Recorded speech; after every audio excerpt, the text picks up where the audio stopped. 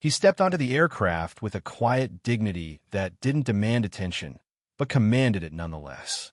In his right hand, he held a first-class boarding pass. In his left, a worn but finely crafted cane that tapped rhythmically against the cabin floor.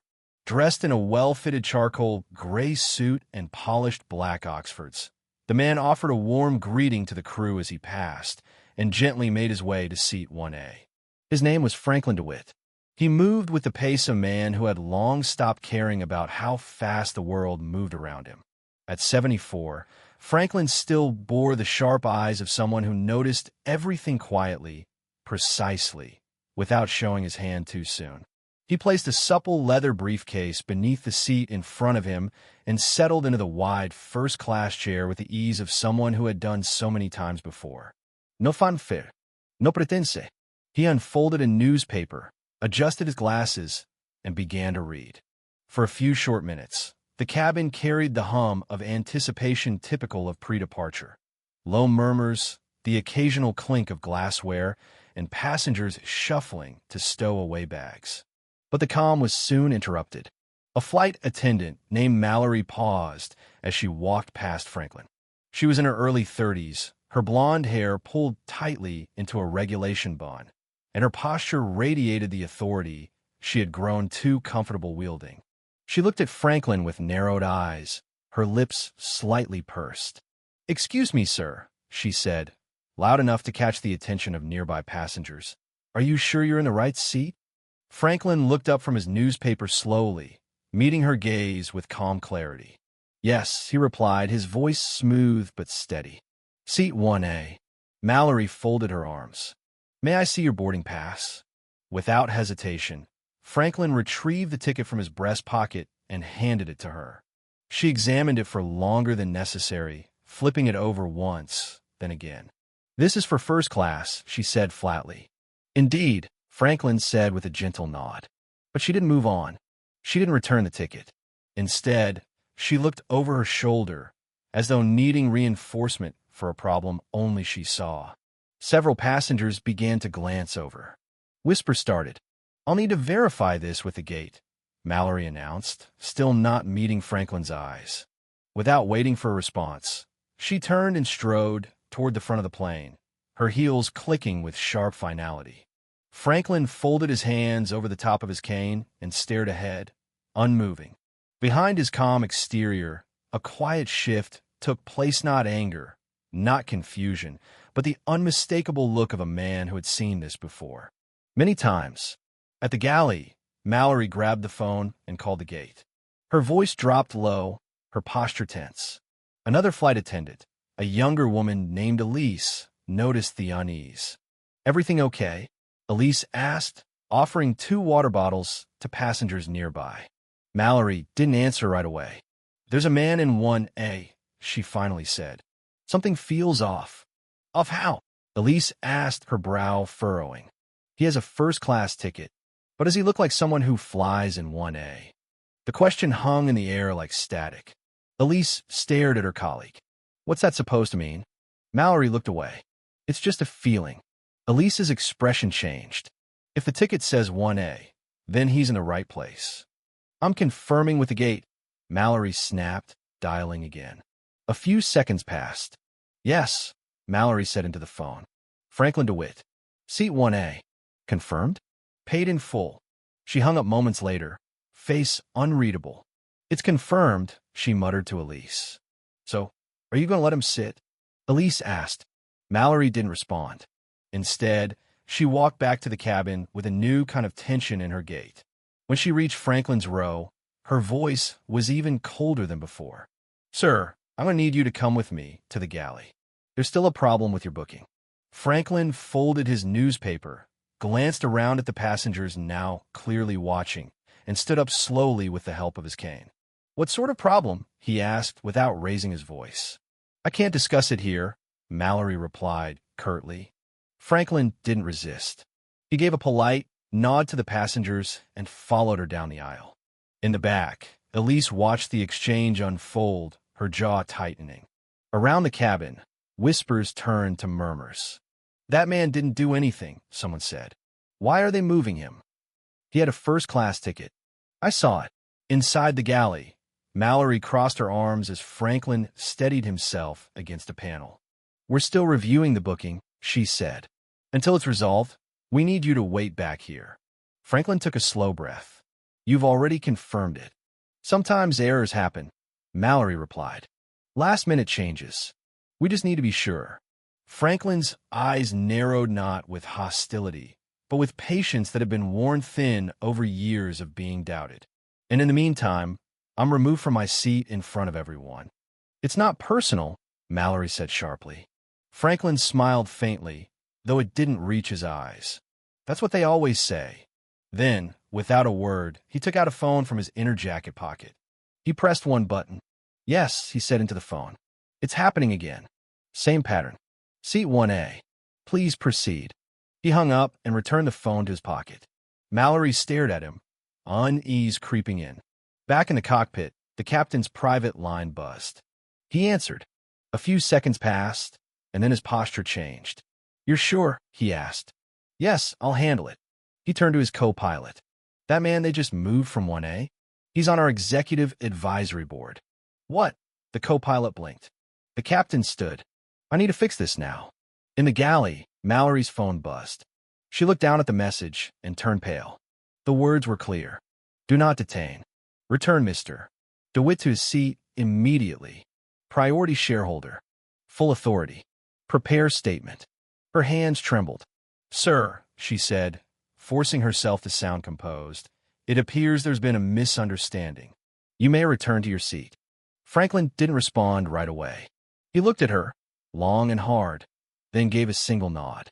He walked back down the aisle slowly, his cane tapping lightly against the floor. Passengers leaned in as he passed. Elise quickly stepped aside to let him through. At 1A, he paused, turned back to Mallory, and said only one thing. "I'll sit, but I won't forget." Then he sat down and reopened his newspaper. He didn't read. He simply waited. Mallory returned to the galley, her legs stiff, her face pale. She pulled out her phone again. Franklin DeWitt, executive board member, founding partner. Elise stood with her arms folded. "You found out who he is, didn't you?" Mallory didn't answer. "You didn't need to know his name," Elise said. "You just needed to treat him like a human being." The rest of the flight unfolded under a heavy hush. Passengers stared. Some recorded. Others murmured. In the captain's final announcement, his voice cracked slightly. "To our passengers, thank you for your patience. We are honored to welcome Mr. Franklin DeWitt on board today." Mallory stood in the galley, waiting for landing. She knew what was coming. She had already received the captain's final message. "Upon landing, please remain on board. A ground team will speak with you directly." Incident filed for board-level review. She felt cold. Franklin, meanwhile, remained calm. He didn't demand an apology. He didn't raise his voice. He didn't need to. His silence was louder than any outburst. When the plane landed and the door opened, two men in suits stepped on board. They walked directly to Franklin. "Mr. DeWitt," one said, "thank you for your patience. The board would like to speak with you in a private lounge." "I've got time," Franklin said. The men nodded respectfully. Before exiting, Franklin turned to the flight attendant still standing at the front. He didn't say a word. She couldn't meet his eyes. The cabin emptied slowly. But no one forgot. They had all seen it. By the next morning, video footage from passengers had already gone viral. Elderly black man removed from first class, turns out he owns part of the airline. The story trended globally. By noon, the airline issued a public apology and announced a new initiative. Bias awareness training mandatory. Franklin didn't smile. He didn't boast. He simply opened his laptop and sent a document titled Accountability Proposal Phase 1. It included real reform. A month later, that training began. And the first video every crew member watched was Franklin DeWitt himself sitting composed in the same gray suit. "I don't need revenge," he said in the video. "I need this never to happen again." In the silence that followed, many sat still, and some for the first time began to truly listen. Months passed, and what began as a quiet injustice at 30,000 feet had grown into something far more enduring. The story of Franklin DeWitt unfolded in hushed whispers, and viral headlines refused to disappear into the crowded rotation of news cycles. It had become a mirror held up not just to one airline, but to an entire industry. Inside the boardrooms of Skybridge Airlines, where Franklin still held a seat on the executive advisory board, conversations had shifted. Policy briefings no longer began with revenue projections, they began with ethics reviews. Each quarterly report now included a new section labeled Equity and Passenger Dignity Compliance. Franklin read those reports without ceremony, not with a critic's eye, but a reformer's. His corrections were never loud. A handwritten note here, a margin comment there. Too vague, he'd scribble. Or, define measurable outcome. To others, they were annotations. To him, they were promises waiting to be kept. At his home in Silver Springs, Maryland, Franklin maintained a quiet routine. He rose early, read 3 newspapers, 1 national, 1 local, and 1 international. Then he would walk a half-mile with his cane around the neighborhood, greeting neighbors who now smiled just a little wider when they saw him. Not because he was famous, because they'd heard, and they respected what he had done. He was invited to speak on television. He declined. A university offered him an honorary doctorate in ethics. He thanked them and declined. He had no desire for applause. Franklin had always believed true justice worked best when it didn't ask for credit. One afternoon, as the leaves outside his study began to shift from green to amber, he received a letter by mail, not email, not courier. Ink on paper, the kind that carried weight because it took time. It was from a woman named Evelyn Cortez, a flight attendant at a competing airline. She had heard the story, seen the footage. Read every article. In her letter, she wrote, Mr. DeWitt, I used to second-guess myself every time I paused before greeting a passenger who looked unexpected in a premium cabin. I realize now I wasn't being cautious. I was being conditioned. Watching how you handled what happened without a single raised voice has changed how I move through every aisle, every interaction. I just wanted you to know, respectfully, Evelyn. Franklin folded the letter and tucked it into a drawer that now held more than a dozen like it.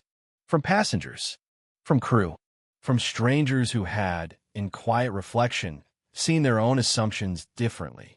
But none had surprised him more than the second letter he received from Paige Carter. It was handwritten. The tone was different from the earlier email. This one wasn't laced with explanation. It wasn't defensive. It was raw. Mr. DeWitt, I've been volunteering twice a week with a community group that helps train young professionals in anti-bias awareness. I don't wear my uniform anymore. I wear humility. There's no way to undo what I did to you. But I'm trying to become someone who would never do it again, not to you, not to anyone. I used to think silence was neutrality. Now I know it's a choice. Thank you for your silence. It was louder than anything I've ever heard. Paige. He read the letter twice. Then he placed it gently in the same drawer. Not to forget it, but to remember that change doesn't begin with policy. Yes, it begins when the human heart is no longer allowed to stay comfortable in its assumptions. Meanwhile, at the Skybridge training centers across the country, a new phrase had entered the company's lexicon, the DeWitt Principle. It wasn't formalized in any handbook, but every crew member knew what it meant. Look twice. Ask respectfully. Never assume. And if you're wrong, own it before silence does. Crew evaluations now included a section called Passenger Treatment Audit, where every score carried equal weight whether the passenger was wearing a designer suit or jeans and sneakers. Gate agents were retrained, not just on logistics, but on language. No more, are you sure this is your seat? Instead, let me assist you. And somewhere in every onboarding presentation, there was a moment of pause, one that came just after the safety regulations, but before the hospitality guidelines. It was a still frame, a photograph of Franklin DeWitt, taken candidly as he looked out the window from seat 1A, a newspaper folded in his lap. Below the image, in simple white font, were the words, "Dignity takes no extra effort, but the lack of it costs everything." The image wasn't there to shame. It was there to remind. Back in Franklin's neighborhood, autumn deepened. The trees looked like flames without sound. One Saturday, he attended a community town hall not as a speaker, but as a listener. A teenager approached him afterward. "Mr. DeWitt," he said, "I'm doing my school paper on leadership, and my teacher showed us the clip from your flight. I've never seen someone win an argument without saying anything." Franklin chuckled softly. "That wasn't winning," he said. "That was holding the line." The boy looked confused. "What line?" "The one that keeps moving every time someone stays quiet," Franklin said. "It only stays firm when someone decides to stand there, or sit there, and not move." The boy nodded slowly. "So what should I write in my paper?" Franklin thought for a moment, then said, "Write this. Real power doesn't need a shout. It just refuses to move when it's already in the right place." That evening, Franklin lit the lamp beside his study chair and sat down with a fresh cup of tea. Outside, the wind picked up. Somewhere, another plane took off. And somewhere on that plane, a man or woman sat in their seat first class, economy. Didn't matter, and for the first time, no one asked them to prove they belonged. Not because the world had changed overnight, but because someone once chose to stay seated, speak softly, and let the silence echo. Franklin took a sip of his tea, reached for his pen, and began drafting notes for accountability proposal. Phase 2. There was still work to be done. But now the ground had shifted, and the sky finally felt just a little more just.